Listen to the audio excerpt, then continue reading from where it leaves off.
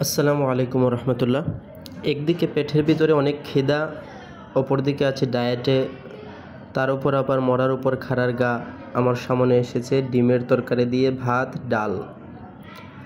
কিন্তু আসলে আমাদের উদ্দেশ্য হলো ওজন কমানো, সেজন্য আমরা ভাত তো খাবই না। তো আমার সামনে এখন যে খাবারগুলো রয়েছে, আমি চেষ্টা করব এই খাবারগুলোর ভিতর থেকেই ডায়েটের খাবারটুকুকে বের করে আনতে। যেমন এখানে দেখতে পাচ্ছি আমি আলু আছে, ঝোল আছে, ডিম আছে, ভাত আছে, ঢাল আছে।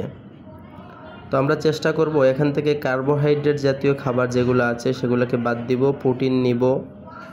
যেমন ডালে প্রোটিন আছে প্রচুর পরিমাণে, কিন্তু সমস্যা হলো ডালটা সয়াবিন তেল দিয়ে রান্না করা হয়েছে, এই কারণে ক্যালোরি অনেক বেশি বেড়ে যাবে।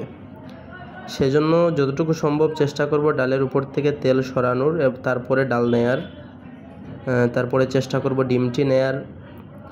অনেক কষ্ট করে আসলে ডায়েট করতে হয়, বিশেষ করে যাদের টাকা পয়সা আমার মতো একদমই কম তাদের। যেমন এখান থেকে আমি ডিমটিকে আলাদা করে নিচ্ছি, শুধু ডিমটি আমি খাবো এই খাবারের মধ্য থেকে।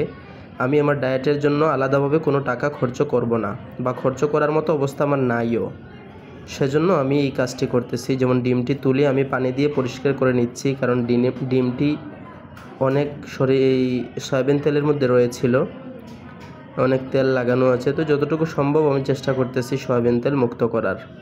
যেটুকু পারবো না সেটুকু তো আর নাই, তো যথাসম্ভব চেষ্টা করতেছি সয়াবিন তেল মুক্ত করার জন্য, যেহেতু ডিমটি সিদ্ধ করে তারপরে তরকারিতে দেওয়া হয়েছিল। দেখুন আমি অল্প কিছু ডাল এখানে নিয়ে নিয়েছি আর ডিমটি নিয়ে নিয়েছি।